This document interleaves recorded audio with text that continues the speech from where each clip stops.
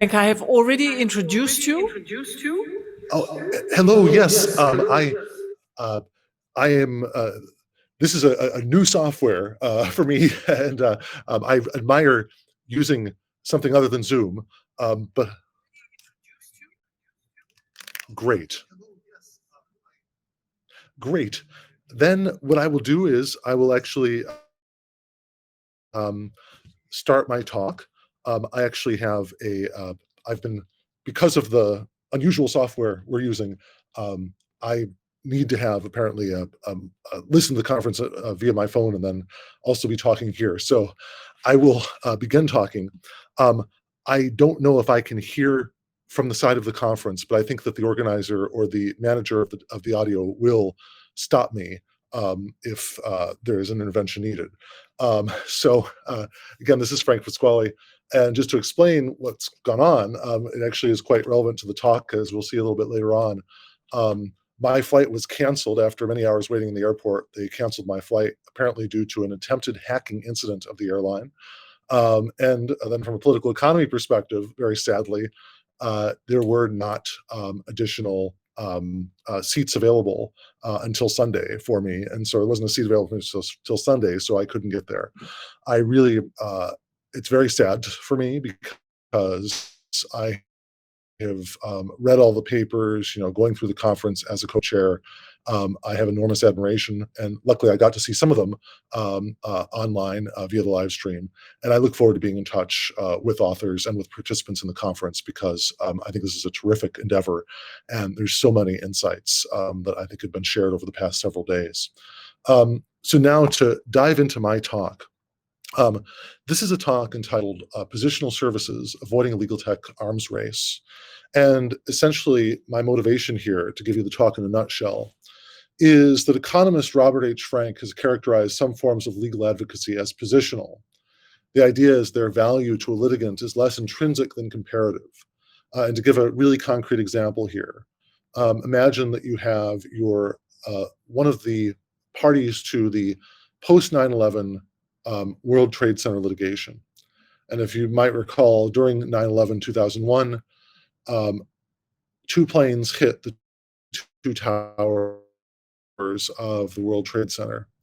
Afterward, there was litigation over this, and the whole entire question came down to, was this one event or two events for insurance purposes? Because there was a limitation for the insurance of, I believe, $2 billion per occurrence. The insurers said this was one occurrence. The owners of the building said it was two, right? And so in a situation like that, if you have just a very difficult legal question, one of the things that Frank suggests is that ceteris paribus, of course, all other things being equal, obtaining a 1% better legal team may result in capturing 100% of the amount in dispute. Okay, so this is an issue, where similar issues with arms races. We'll talk about other forms of positional goods. The second point is that computational law is dual use in many cases. The party utilizing a new form of legal tech may be blocked or parried by a counterparty using the same or different technology. The quality of legal tech is often directly related to investment in it. And therefore, two combine to result in an arms race, right? Positionality and dual use of legal tech. Then, point three, the idea that you need to invest a lot in legal tech could easily harm the disadvantaged. So the interventions to avoid such harm include subsidy for the socially desirable legal tech. And I think I call this vision something like universal legal assistance. And we'll get into how different entities have promoted it, something like universal healthcare. But one of the things I also want to discuss in this talk is how legal assistance may be different than healthcare. I think we could all agree that most of the time, medically necessary healthcare is intrinsically valuable, but not necessarily the case with respect to some forms of legal advocacy. There could also be restrictions, right, limiting automated legal filings. We've seen recently that there can be bots that can emit 1,000 tweets per second. I think it's quite within the normative realm of legislatures to restrict that. And I think similarly, we could limit automated legal filings. And finally, directionality rules. We might only permit legal tech to, say, benefit rather than disadvantage vulnerable groups. And I'm going to give examples of all three responses to this potential arms race going forward. Part of the access to justice dream with legal tech has been a more general hope for technology democratizing professional knowledge.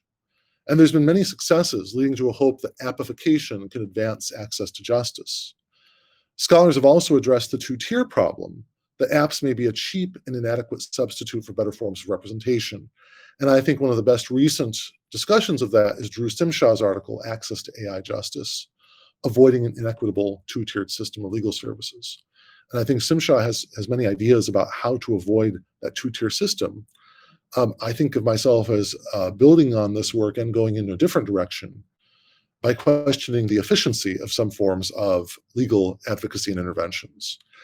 This is an unusual case for me. Usually I'm the egalitarian, focused primarily on these egalitarian concerns, but I want to get into this efficiency question as well.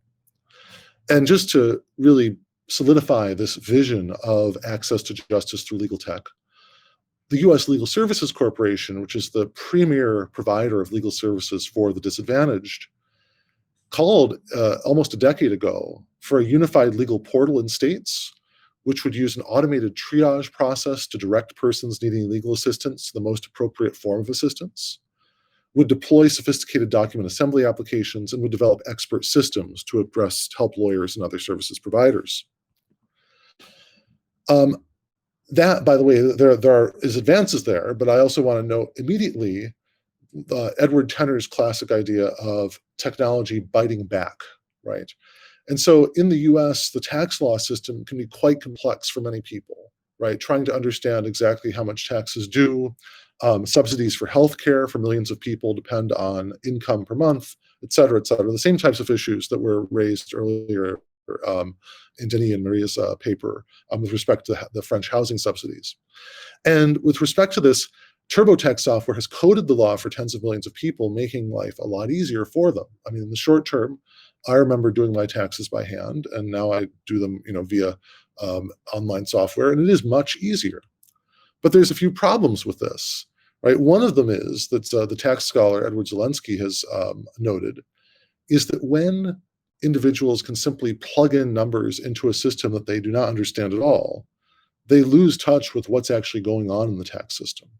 And what used to be a brake on complexity is now gone. It used to be that you propose tax legislation and people might say, well, wait a second, how are people going to actually manage to do that?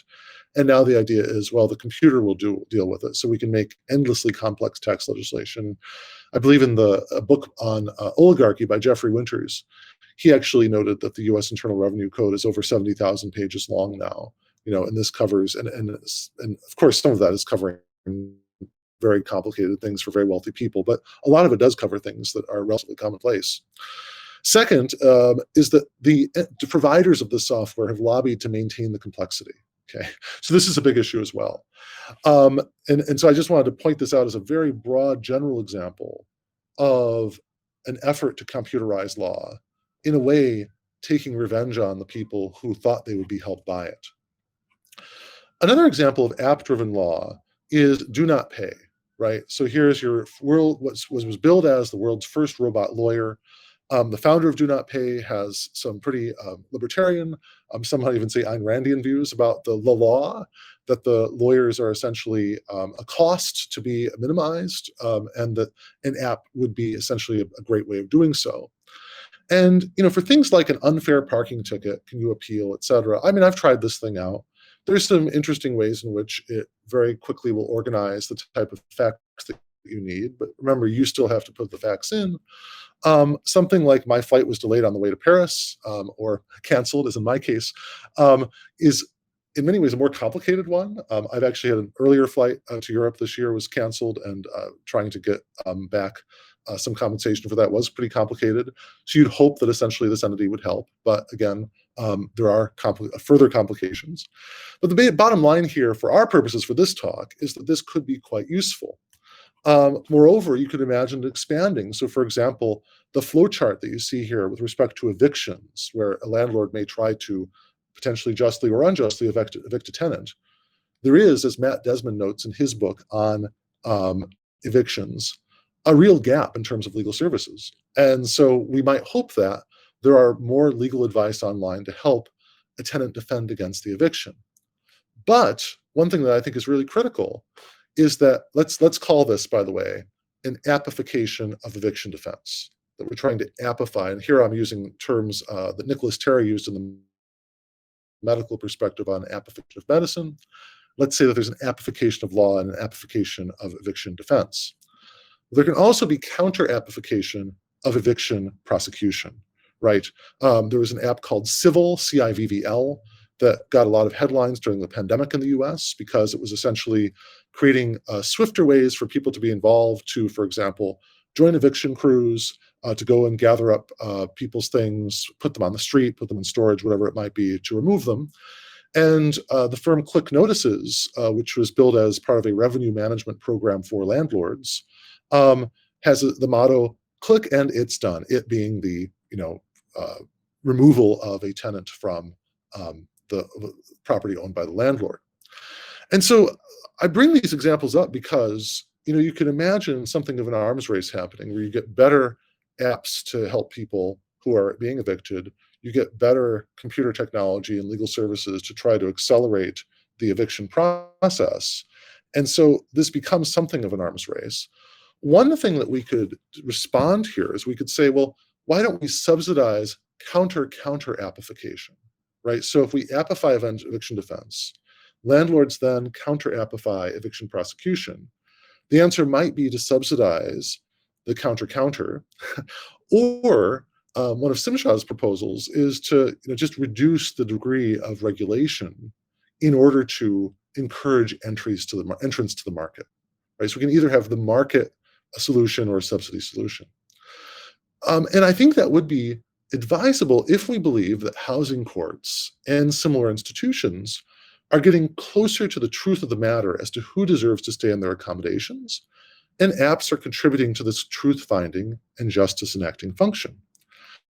But what if much of the process here involves signaling? Say, and I was reading about some of the people in Baltimore that were getting the Click notices from this firm, and some of them said, I felt like I was snowed in. I had all this paperwork coming at me, being generated, some of it being generated automatically, right? I didn't know what to do. And in that way, it's not necessarily the case that this paperwork is further documenting why the tenant is wrong to stay in the property. Rather, what could be going on is that we could have a situation where essentially the tenant is just being bullied, right? Obfuscation similarly, right? Hiding the ball, putting in certain motions that might be distracting from the core dispute. Unnecessary delay. When I teach administrative law, one of the things I note is that in many situations, it's not that the resort to legal process is based on a good faith belief in the need to resolve some factual or legal matter, but rather that they're trying to delay until a new administration is in office, right? So those are some of the several issues that come up here. Now, Brighouse and Swift had noted, and I would say that, by the way, all of those things in terms of the use of the legal system for signaling, for obfuscation, for necessary delay, all of them are about one party trying to gain advantage over others. This advantage has been theorized as positionality by many scholars. I think it goes back to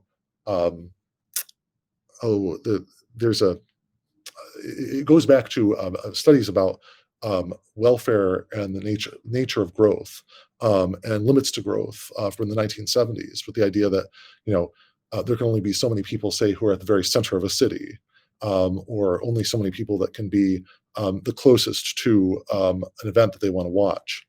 But this happens more generally. This theory of positionality, I think, was advanced by Brighouse and Swift by calling positional goods those that have the property that one's relative place in the distribution of the good affects one's absolute position with respect to its value, right? If you're someone with legal tech that is you don't have as much or as good as others, you can be very distinctly disadvantaged by that positionality. And that leads them to the argument that leveling down with respect to positional goods benefits absolutely, in some respect, those who would otherwise have less than others. Why is this important to legal tech? I think it's important because a lot of the people advancing legal tech as access to justice have argued we need to deregulate it in order to reduce the cost of providing more legal tech. But if we think that legal tech in general has some of these positionality aspects to it, then we'd be much less reluctant to regulate and to impose the costs of regulation. We can think, for example, looking at the work of Robert Frank and of Stuckey and Mizrahi, the competition can cause arms races. It doesn't automatically lead to good results. And rules should stop wasteful or harmful competition. Robert H. Frank gives us an example, a couple of evolutionary examples. He has on the cover of this book, deers with large antlers, right? And among deer, in terms of among the male deer or elks, it makes sense to have a massive antlers because there are fights among the stags, and the stag that wins the fights is often the one who is better positioned for reproduction, right? However, beyond that game or that particular form of interaction, these antlers often lead the elks to have their heads caught in trees. They're very heavy. They make them more liable to predation, right? If they could all agree to have a certain set of sized antlers, then they would all be much better off. But of course, they're animals; they can't. And so Frank just compares that to the rise of hockey helmets.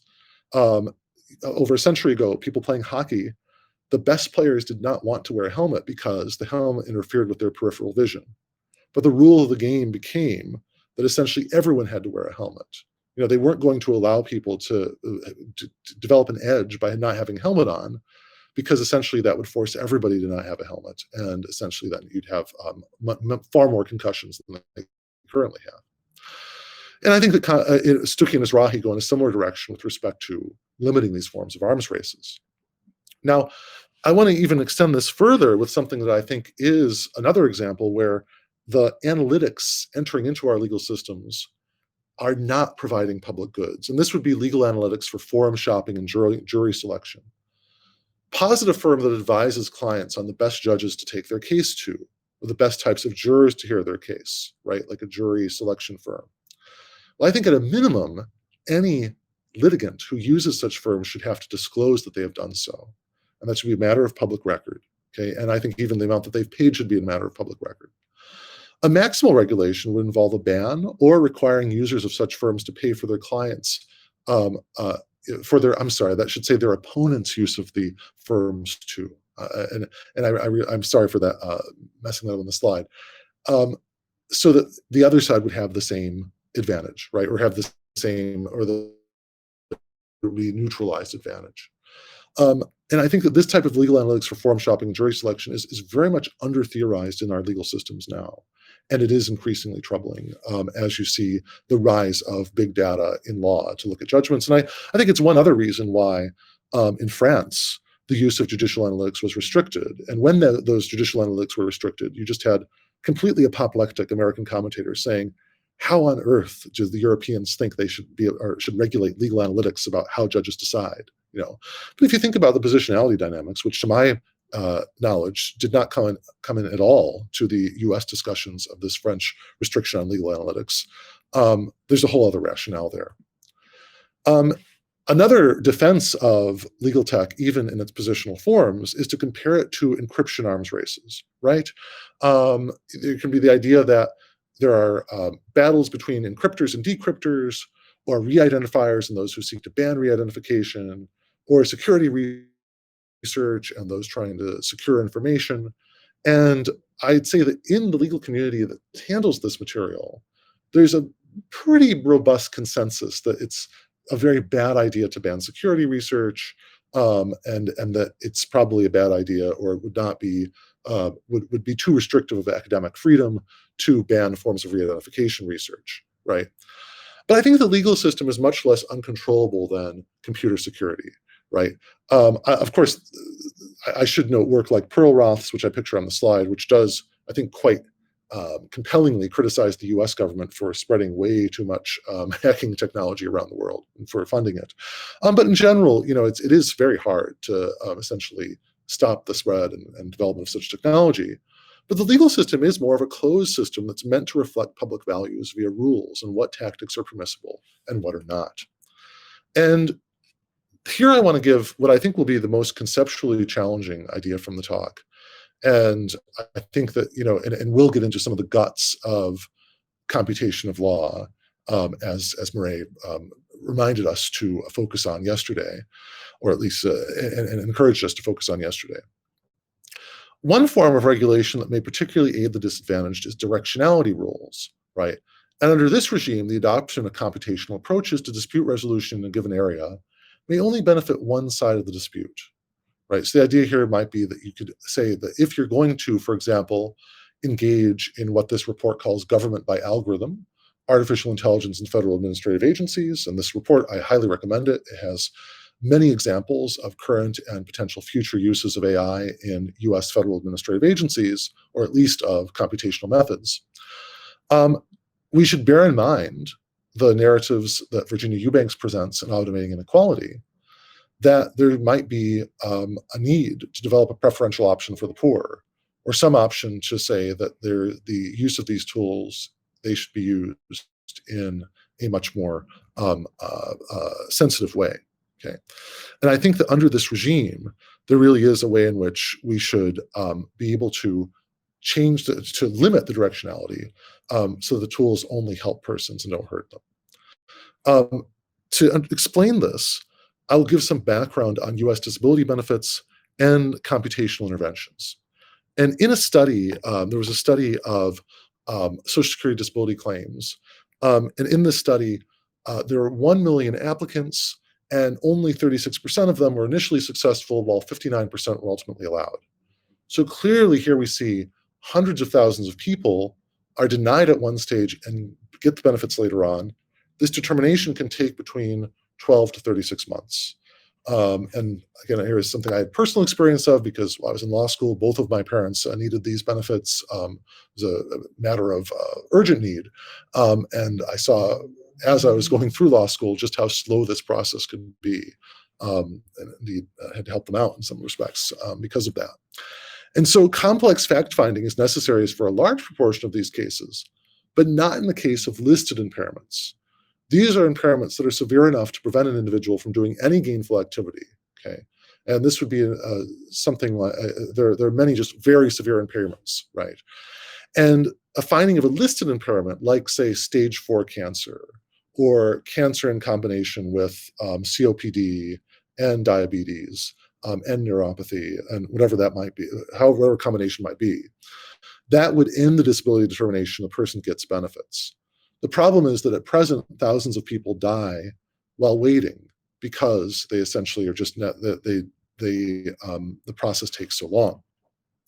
There's a program called Compassionate Allowances. That initiative identifies a subset of the most pressing listed impairments. And there's also something called quick disability determination.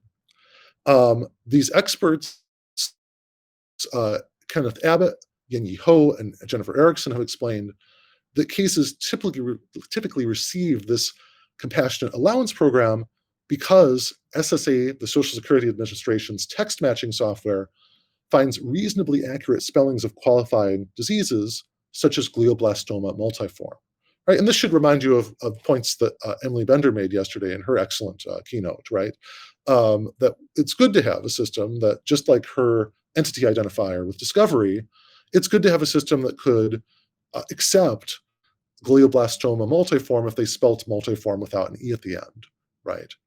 And there's a specific list of these conditions, and once the selection software identifies cases for CAL processing, then that will be filed by the claimant, and then they're going to get their benefits much quicker than if they had to go through a multi-layer appeal process, which is the default. And if you want to visualize the workflow, this again is from their paper.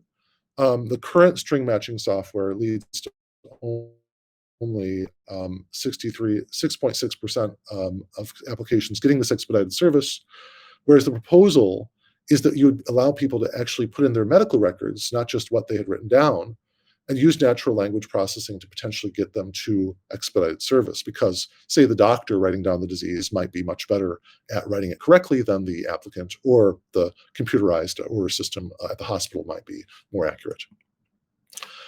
Now, that sounds great, but here's another pattern matching proposal, okay?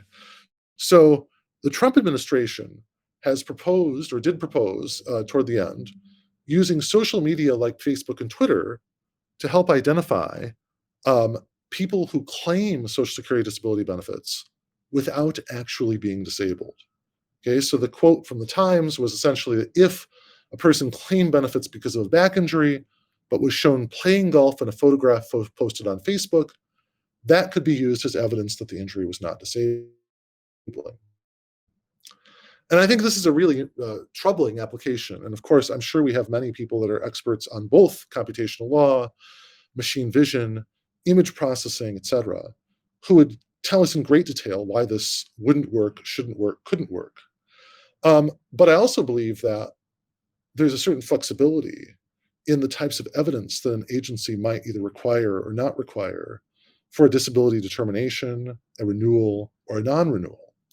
And so my bottom line here is that this may well be another one of these positional arms races, right, where you have developments in one administration, say a more liberal or open, or I should say a more benefits-friendly administration, figuring out ways to use computation to accelerate benefits, and then one that is more stingy, that wants to conserve public benefits, to use forms of NLP or image processing to deny benefits, right? And I think the Trump proposal was a symptom of a larger impasse for computational administration of benefits. This slide basically gives you a litany of problems that we've seen in this field, right? I mean, I think there's a real litany of problems with respect to inaccurate data or inferences. This was the problem with the Australian robo-debt, and there is, at present, there's a very important a series of hearings that I think Darren Donovan and others have tweeted about in Australia, where they're trying to get into exactly what went wrong with robo-debt. There can also be inappropriate data. I think that the Trump Social Security example is one of them. Disguised acceleration of austerity.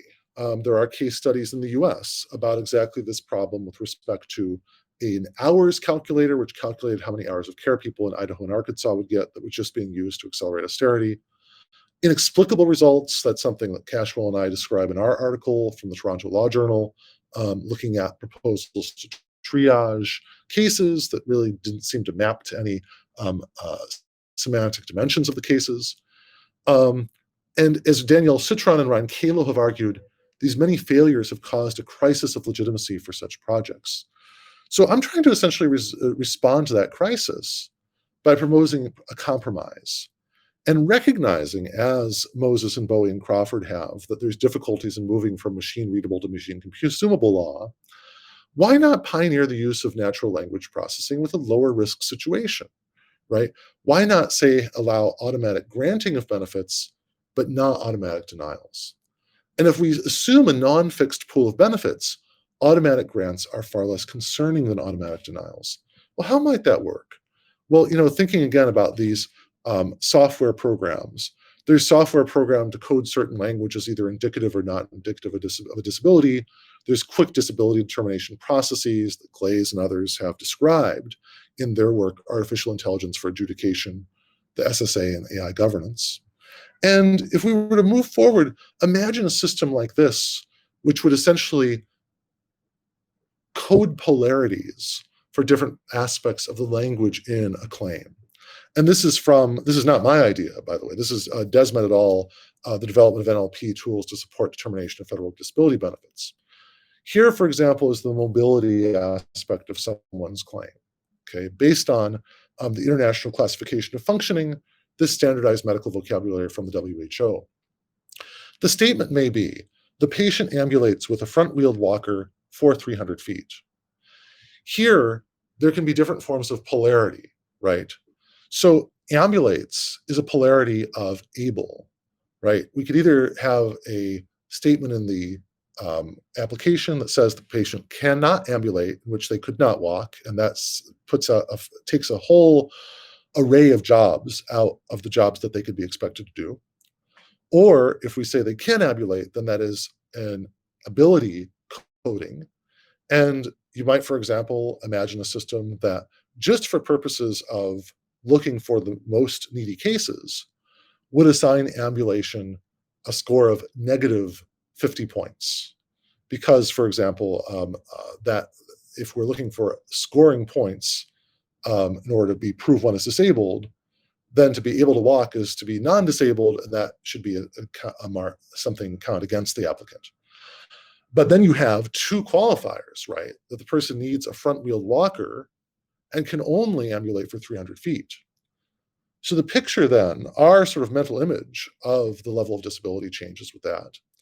And the hope of Desmond et al. Would be perhaps that you could code those polarities and sort of reduce the ability polarity that was coded via ambulation with the qualifications and quantification of needing assistance and only being able to walk for a certain number. So maybe the coding now is just negative 10 points because of that note of ambulation.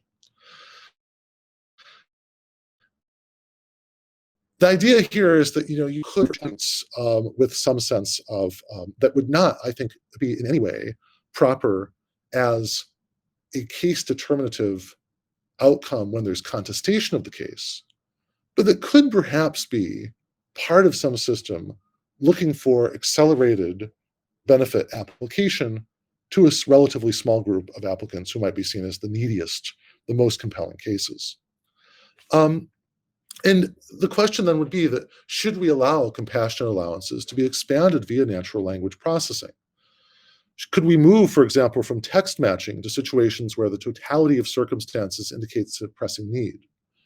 Remember, in my text matching example, the question was whether someone who put in glioblastoma multiforme without an E at the end of multiforme would be brought back into the system via some sort of spell checker, right? And that I think we could all agree is correct and totally proper use. It might be thought of as an automated way of dealing with scrivener's error or something like that. But if we went beyond it, I think it raises some very interesting issues for jurisprudence, right? So imagine, for example, large-scale statistical matching of the neediest applications and then just giving the benefits based on an NLP screen to those that come closest to the cases that have been either deemed neediest or were speediest through the system or went through without appeal, et cetera. Another example here is Social Security's fast track program known for TERI, known as for terminal illness, TER plus I. And the SSA has ordered field offices to flag TERI cases eligible for expedited processing with this electronic TERI flag. The question then comes up, what if we had NLP again to look at death records? And here I'm inspired a bit by Roberto Simonowski's book, The Death Algorithm. He has an essay about the prediction of death and some of the social consequences that can be attendant on that. And you can imagine a situation here where we could use large-scale analysis of death records that might reveal that, for example, any person who had a list of 6 different conditions at once, that the people within that class of persons died within 6 months. This is also, by the way, a big issue with respect to hospice funding in the US. Hospice care is only supposed to be made available to those who die within 6 months. And if a hospice has too many people who live beyond 6 months, it can be penalized or put under scrutiny for fraud and abuse, which, of course, again, is entirely counterintuitive from a healthcare provision angle, but is something that is just, again, showing the increasing demand for these types of algorithms predictive of death in general. So I want to anticipate objections. I know that we'll have questions soon, and I want to give everybody a chance to levy objections, but let me anticipate a few objections and see if this satisfies skeptics. The first objection, and this certainly came to the fore when I was presenting on this issue in Australia a few months ago, was that automated grace may not accord with the statute, right? That there's a statutory language that says that a person, in order to deserve the disability benefits, needs to meet certain criteria, and that merely doing pattern matching does not provide some semantic, meaning-driven analysis as to why they have met the statutory criteria. But here I want to look at the work of Genevieve van der Stichel, looking at statistical precedent, where I think it's very sophisticated work thinking about what do statistical patterns in past cases represent to future jurists. And I think that, if we were to think through this scenario, we might say that given the wide latitude, at least given to US agencies with respect to what evidence they are allowed to take in, that the idea that this natural language processing could be seen as a form of evidence. It could be, now, of course, limited in terms of just saying this is all about structure, it's not about semantics. It's all about form, it's not about meaning. But it could be a form of evidence where the agency decides, via some type of rule, that this evidence is sufficient for it to grant benefits in these certain range of cases. Another issue is consistency, right? This is the gray box. I can anticipate, and I have heard people say, well, grace, sort of an automated grace of sort of the system just giving out these benefits. Grace is more an aesthetic or a religious concept than a legal one, right? And it is interesting. I've done some legal research on the use of grace in secondary sources in US legal scholarship. It's very rarely addressed, almost always in the criminal context. It's almost sort of a dirty word. But if we think about concepts of prosecutorial ministerial discretion, they really embrace a form of grace constantly. And perhaps I have to call this just automated discretion to avoid raising the hackles of those that dislike the concept of grace. Tolerated lawbreaking, as Tim Wu has shown, is quite common.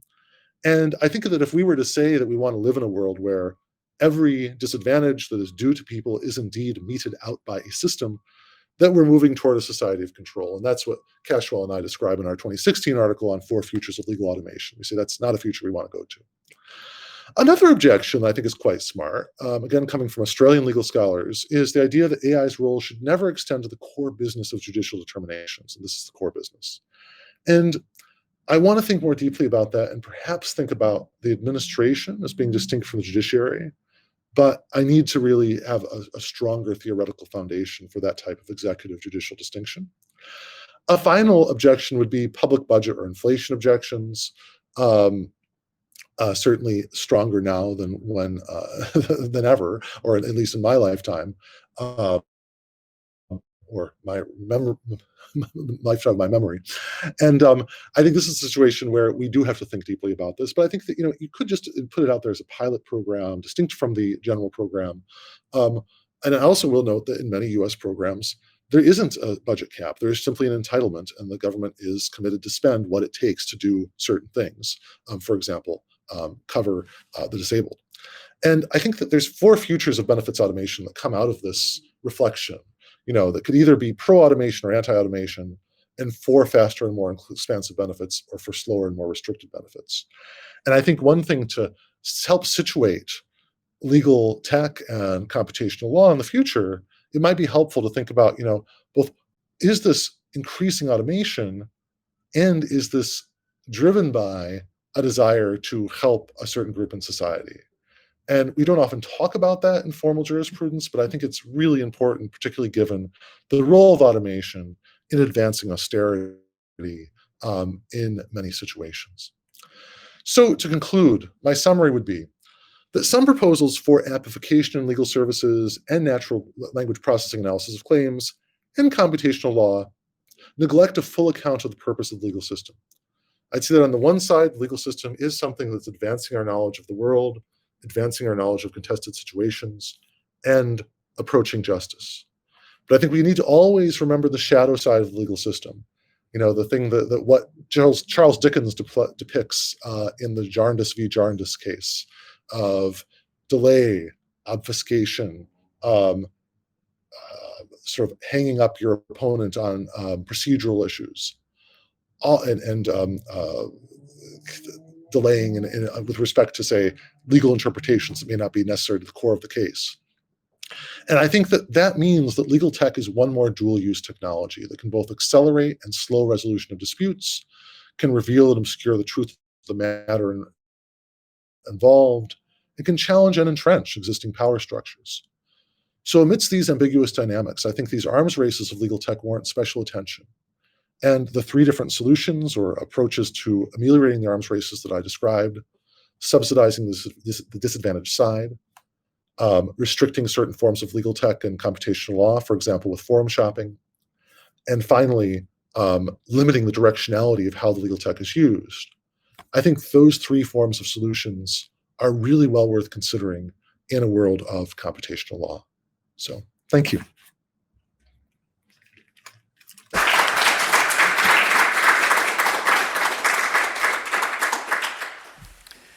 Well, that was magnificent, Frank. Thank you very much. There is a new article of Frank coming out in the journal very soon, but now we're, of course, hoping that this one is the next one.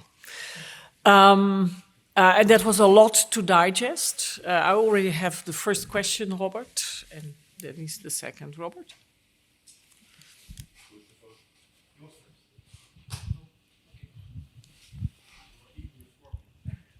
Thank you very much. Thank you very much, Frank, for this wonderful keynote, bringing in new ideas into the mix. I had two questions. First, your comment about the growing complexity of the body of rules is correct. And it's also correct that it's fostered by automation. We're able to meet with retired people from the French IRS that confirmed us that whenever they introduced the computer for computing taxes for people, then the lawmakers were incentivized to make more and more complex provisions because now they could be computed by computers instead of people having to fill their taxes themselves.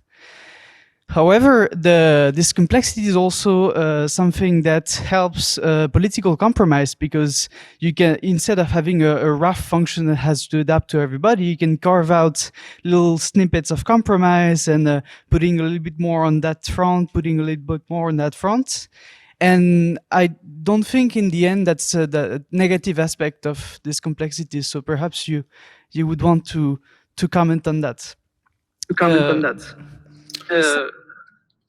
Yes, I do think that's a great point. That it's not necessarily, the complexity itself is not necessarily a negative, and that we live in a complex world, and it may well be the case that we need to have extremely complicated tax rules or housing assistance rules or benefits rules in order to reflect that.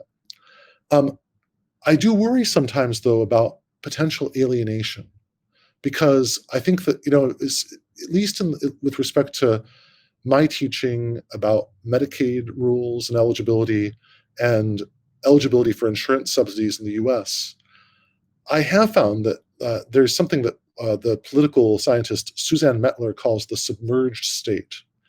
And the problem is that when things get too complex, there's a lack of appreciation for the positive role of state action in one's lives, and then a premature inclination to just give up on the state, discredit the state, just not care about what the state is doing. And I think that that's my one worry about complexity there. But I'd love to be in further conversation with you about the nature of the complexity that the French lawmakers are adding. It is something, and I think about this a lot in terms of just very practical things like if you, how you write rules in ways that are going, and this goes, by the way, to my question to Bhumika yesterday, I believe, which was the question about, is language actually more accessible than computer code or not? And perhaps one worry here, and this is a worry that actually came up, I think, in a conversation that was between Ed Felton and Karen Ewing once about computational versus human bureaucracies. The usual dialogue has often been, is the computational bureaucratic system more or less humane than the human one? But the worry that I believe either Felton or Young brought up was that what if there is a collaboration between the humans and the computers to keep making things more and more complex for anyone who's outside the system? And I think that is the big worry that I would have in that scenario. But yeah, thinking about the proper level of complexity, I don't think it's necessarily been done. I know there's a very old piece called The Law as a Fractal, which thinks about fractal complexity in law, but I don't think I don't really agree with some of the methods that have been used to measure complexity in law. And so I'd like to think more about how to prescribe for optimal complexity, or at least to avoid really damaging forms of complexity. Dennis had another question. Maybe you can take his. Gosh, you're being so nice to each other. Yeah. Okay. My question is about the automated grace. It's not an objection, but it's really a question.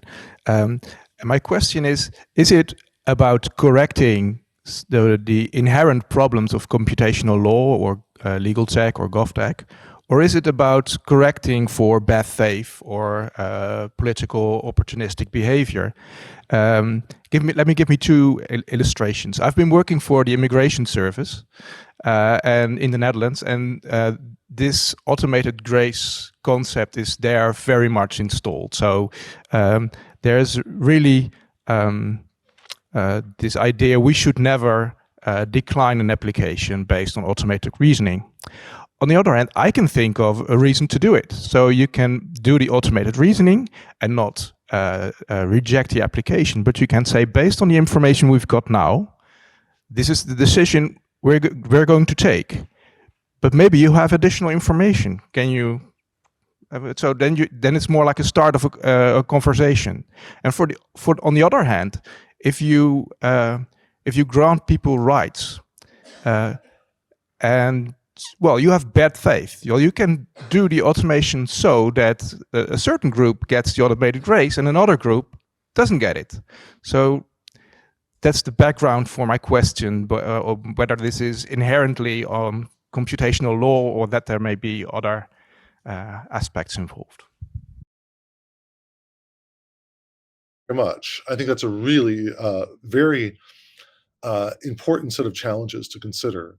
And one thing that I'm thinking about there is, yeah, we would have to do a full analysis of the failure modes of this form of processing, right? So one of the failure modes might be that if you know that there's a certain set of applications that were successful from a group of people that you want to help, then the worry becomes that those who set up the automated grace system may use that bias data, right?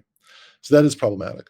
I mean, and I also get your point about, say, just automatically rejecting things might be fine, right? I mean, if someone fills out half the form, clearly it's not that great a violation of due process for the computer system to send the form back and say, fill out the rest of the form, right?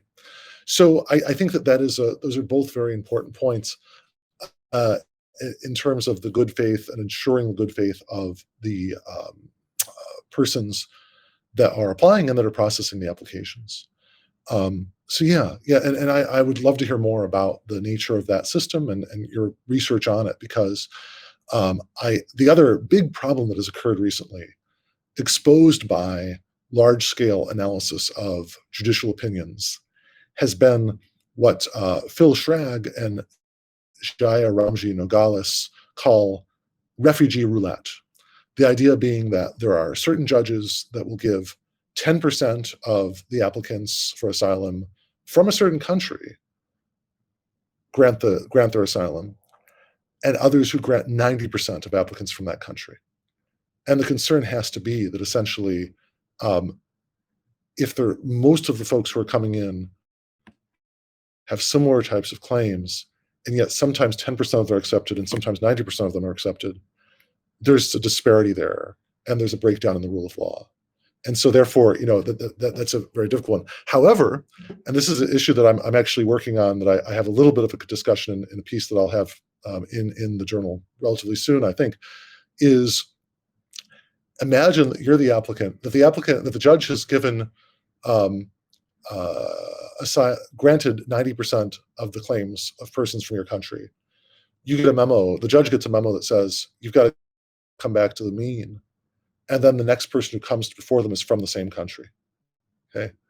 This is really terrifying, right, for that person, because all of a sudden the judge has been given some sort of disciplinary instruction that they need to meet some statistical mean. And they're probably going to want to do that. But then they're going to probably have to make up by denying more than usual from the person from that country, say. And so this, I think, is a really difficult issue that in terms of trying to normalize and trying to analyze and base discipline and guidance for judges based on, say, their long-range pattern of grants or denials.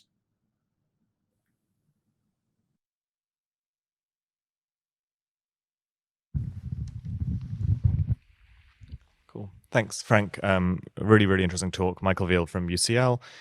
I wanted to ask a bit about machine readability. There's lots of things I wanted to ask about, but machine readability and maybe obligations around that. It sort of spurs, in part from an arms race I've been witnessing based on some of the research that we did. My colleague Midas Nouwens and I and a few other people were working on a project around cookie consent and automating analysis of these banners. And following that project, Midas Nouwens at Aarhus University used that code to build a plugin called Consent-O-Matic, which allows people to automatically refuse cookie consent based on the same code we use to analyze the pop-ups. However, we also learned about 2 or 3 weeks ago that one of the least compliant companies in our study, OneTrust, had successfully obtained a patent in the United States, citing our research in the patent, where they apply a captcha to anybody who they suspect is automatically declining consent. Now, I can't quite remember the part of the GDPR that says that you need to have specific and informed declining of consent. I think that's not a real part of the law, but it does raise an interesting question about machine readability. Similarly, when you make these kind of plugins, there's a lot of evasion and attempts for the companies who are trying to make these kind of pop-ups or similar things to make them very hard for machines to read. So thinking about your discussion of this potential arms race, I was wondering, these two parties or more parties, what obligation may or may not have to have their actions readable to the other party, as opposed to obfuscating them? And that links the literature by, I think, people like Seda Gursis, Carmela Troncoso on protective optimization technologies, as well as Helen Nissenbaum on obfuscation. So I'm wondering if you have any views on that, who has a right to obfuscate and hide and break optimization of legal tech, and who has a duty to remain legible? Thank you, Michael. That is exactly as challenging and thought-provoking questions I'd expect from you, and based on that research, because it is. I was following it and found it just fascinating, and I agree with you. It's really troubling to sort of see this kind of spy versus spy type of dynamic of technological arms races in these areas. And I think we'd all agree that it's probably not efficient, to keep developing and developing and developing. Although maybe there's a story one could tell about this CAPTCHA provoking individuals to develop automated CAPTCHA fillers or something along that line. But I don't think that's actually a really positive affordance either, or positive potential development as well. And your framing of it as a duty to be legible, I think, is very helpful, right? To sort of think about, are there ways of imposing duties on certain entities so that they are either make it easy for a certain decision to be made or not? And I guess what I think is really critical here is, and this gets, I think, a bit back to the automated grace examples and to the arms race examples, is the way in which the system, those designers of the system, have to acknowledge and take into account how the current structure of choice and choice architecture biases people in a certain way or not. And I think that the ultimate answer to a problem like this is probably going to be something along the lines of regulatory prescriptions for how consent is given or not, right? And I think that this is hard, because I remember when perhaps it was the EU did a browser ballot or something, where when you loaded up Microsoft, you had to choose. You couldn't just automatically get Internet Explorer. You had to choose between 4 or 5 browsers or something like that. And I think that a lot of people just ended up defaulting into the easiest one or the one they knew, et cetera. It is one of those scenarios where perhaps it just illuminates the limits of consent and the limits of personal choice when, say, there's a societal judgment that there should be a lot less collection, trafficking, sale of data based on browsing habits online. And I give that answer particularly because I think that the literature, say, by Scott Peppett on a full disclosure future, he was one of the individuals to use, I think, something like the arms race metaphor to say that we now live in a society where people are pressured for competitive advantages to reveal more and more about themselves, right? And just for any sort of advantage, to the extent that, and here's where, I mean, I will admit the positional theory can be a little over-inclusive because, it can include things like, if I'm able to very easily get access to stuff online, others aren't, I have more time to make my way in the world, make money, do whatever, and that they don't, and I get ahead, and they don't. But I think that if we were to consider deeply the dynamics that Scott Peppett describes with respect to how we've all been pressured toward revealing more about ourselves in order to get certain advantages, and then once that dynamic starts, if you don't reveal things about yourself, if you're the person that is completely resistant to cookies or forms of online tracking, then life becomes incredibly inconvenient for you, or you become sort of stigmatized because of that failure to disclose. Then I think that there is a good regulatory rationale for coming in and saying, here's the structure. The last example I'll give that I think is useful with respect to this CAPTCHA is the dispute now over the degree of identification someone needs to offer when exercising their rights under Articles 13, 14, and 15 of the GDPR for access to their data, right? Because a firm could say, if you want access to your data, we want your passport, your social security card, a fingerprint, and a picture of yourself with a sign saying, I am this person, right? And California is facing a similar type of issue with respect to requests for data under the CPRA and the CCPA. And I think that my sense is, although I'm not certain, but my sense from Jeff Auslis's work on access to data is that in Europe, excessive self-verification demands have been at least discouraged, although I can't really remember. But I know that the California rules are going to be going through soon in terms of this, and there are already articles in the literature here in the US about avoiding that type of excessive self-verification to exercise privacy and data access rights.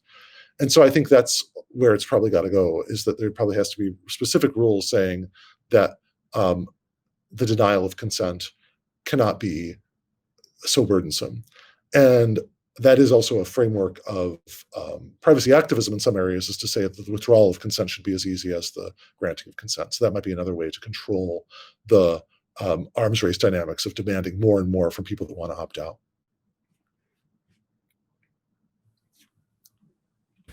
Great. I have two more male questioners. I had an all-male, not panel, but question set. So I would like to wait and have a woman ask a question before moving to Dennis and Paulus. Great. Thank you.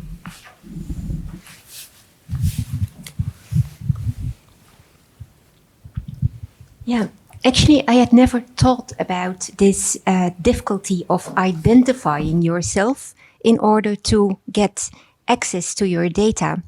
But when I hear it here, I find it a very important problem, because you do not want to give excessive access to your data to get access to the data they already have, but you do not want them to give your data easily to anyone without having good proof that it is the data subject who is asking for access. And actually, I think that the only solution is that the government would provide a way, that some kind of tool that allows the data collectors or those having the data to make sure to identify the person asking for it. That you have to identify yourself using some kind of electronic identity card, and then you get access to your data. Does that exist already or not? Attribute-based credentials could be a solution here. I'm looking at Michael because he knows better than me whether that would, in this particular case, with a verified identity like Irma. About the danger of attribute-based credentials, why it doesn't really work, is there are many times where it misaligns with the data protection, a personal data standard. So you hand over data which meets the quality of personal data, for example, in online tracking, but the company doesn't really care about targeting you very, very accurately. So they are happy if it only finds the right person 80% of the time, yet they demand a very, very high bar for giving you that data in return. So where there's differential accuracy demands from the people doing the targeting versus the people requesting the data, that creates a challenge. And attribute-based credentialing wouldn't help there because you wouldn't have given that information to begin with. You wouldn't have authenticated when you're being passively tracked. Yeah, I meant it the other way around. So using an ABC with a verified identity to obtain access to your data. Yes, that's what I mean. But the companies have a lot of data about you, which they're not always 100% sure relates to you. And that creates a huge problem because there's no verified identity on their side for them to compare it to. That's a paper I wrote at IBPL with Jeff Astos and so on. So they say, we couldn't find your data, but a hacker could, is more or less their logic. ABCs don't help them because they don't know who you are with certainty. Well, in their own data set. It could be someone else. Yeah, so that's basically another problem. It's not about you having to identify yourself, but very relevant problem. Frank, do you want to respond to that? To this little internal EU discussion?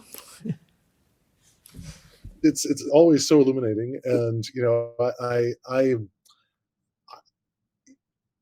I really don't have expertise to adjudicate as to how the government should set up such a system. I do think that there are some very interesting ideological dimensions to it in terms of who is the authoritative verifier of identity. And it's kind of interesting that, like in the US, with respect to certain subsidy programs, the government contracts this out to third parties, which are often unreliable. And so I think we should be on the lookout for that. A last thing that I'll mention is that there's another very strange US case involving something called the Stolen Valor Act. And this act, people were going around saying that they had fought in World War II and had World War II medals. And then turned out they did not. They were frauds. And the government made it illegal to say that you're a World War II veteran if you weren't, or if you're a veteran or whatever it might be. And the Supreme Court actually struck that down. They said that people should have a First Amendment right to say whatever they are. And so if the government wants to solve that problem, they should essentially create a website that's the official list of World War II veterans. But of course, there's probably going to be 1,000, fake websites that would, could also do something like this. And so it's very interesting, when you think about, I think it's hard. It raises some very difficult questions, and ultimately, I think highlights our dependency on a well-run and trustworthy state, which I think can be very scary in many parts of the world where the state is far from either well-run or trustworthy or beneficent. I'm going to call it a day. Sorry about that, but it's 3 minutes to 5. Frank, thank you very much for closing our conference with such a very rich and interesting keynote. Thank you all for your questions. I'm going to wrap up the conference now, and I will try to do that in just a few minutes, because I'm sure I'm now standing between you and I have no idea, but that's also none of my business, right? Good, so let's wrap up. And I'm going to be quite matter of fact about the sort of things that I picked up as being key to today's conference, which I think was much more focused on specific legal texts and their implications. You could see something of the wars that are going on between developers of these legal texts and them trying to impose on each other what is the real or the better legal tech. And we have many conferences where this war is being fought out. And I would hope that in this conference, the main goal is to raise other questions, like how can we make it possible for lawyers to understand what this war is about, whether it's relevant war, when it is interesting to have a legal technology that uses ontologies, logic-based programming, domain-specific languages, etc. That relates, of course, to this conundrum of shared language. I think I will remove from my shared language the word shared language, because it's creating more confusion perhaps than that it elucidates. But I think the difference between constrained natural language and domain-specific programming languages and how to bridge between them, where this uncanny valley sits, whether legal language itself is a constrained language and what that means, whether we should instead develop legal ontologies and solve problems at a very high level of abstraction, and if so, what does that mean for the moment that you go down again from that abstraction and go to a particular jurisdiction and a particular legal domain and a particular legal subdomain and a particular type of problems. And I think there, the analysis that Frank gave is absolutely key. So this is taking a step back and saying, okay, we're all going to develop this and that and so and have wars about it. But let's take a step back and see what is the consequences of that, who is going to be advantaged, who will be capable of instrumentalizing these texts. And then to frame that in terms of an arms race. And the next question being, how could we cope? How should we address this arms race? And I think he has developed some very interesting openings into that. We were also treated to a very interesting attempt to re-articulate platforms in terms of their normativity, and even taking it a step further, saying, by way of a speculation, a thought experiment, but an important thought experiment, what happens if we simply consider them as law?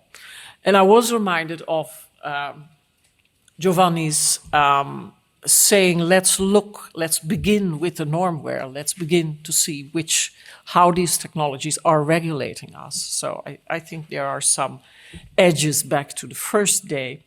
And then I think that in both Zuo and Parton and All's papers, the interaction between human and machine is upfronted, but maybe also in terms of how do we deal with automation. So how does the person who is deploying systems that automate decision-making, legal decision-making in this case, how are we going to deal with that from the side of the government that has to make all these decisions? And how are we going to deal with that on the side of the person who is targeted with those decisions? And that, of course, calls for the analysis and the reflection on this arms race. To what extent are we going to build apps that foresee how we're going to be targeted by governments using these sort of automations?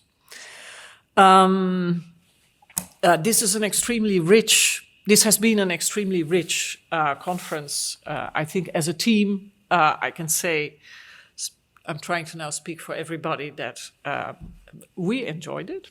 Very important. This was, of course, for our pleasure that we organized it. So thank you very much for your collaboration. No, I'm really serious. I think we are engaging in a different sort of conversation than in other conferences. That does not mean that we think these other conferences are suddenly not important. But we also hope that this kind of conversation and the reflection it generates goes into those conferences, and maybe we all learn.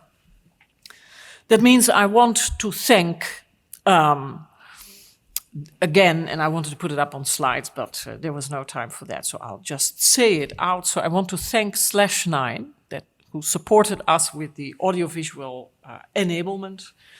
I think that was done in a fantastic way. The same goes for Choux de Bruxelles, who took care fantastically with their hospitality, food, and way it was served. Very professional, just like /9.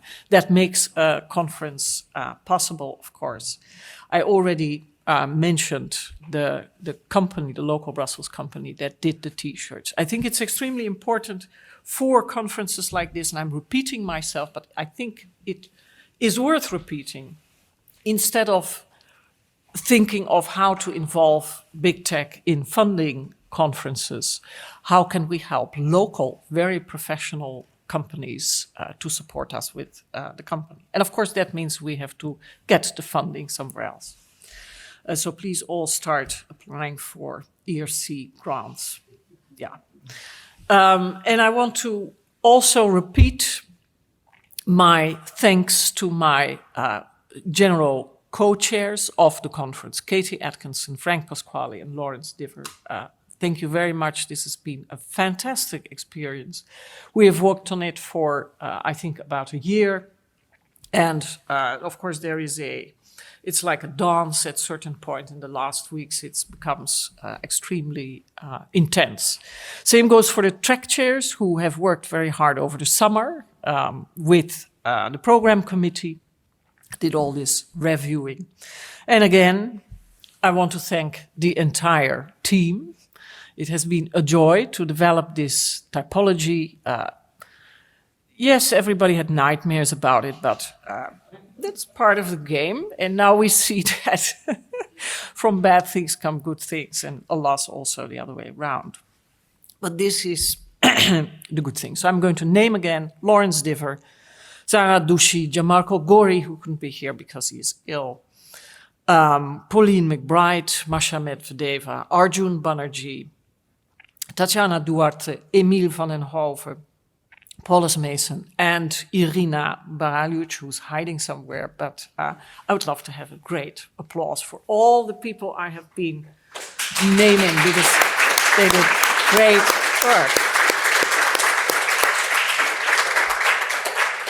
And of course, the last slide is the cartoon that I used several times where there is this old guy with a beard saying, "This is the end is near."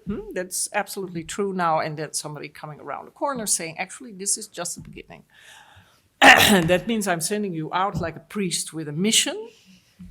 Do something with this conference, and I hope you will spread the typology, you will spread the news, the new thoughts that the keynotes, the papers, the repliers, the discussion during the dinner and other moments generated.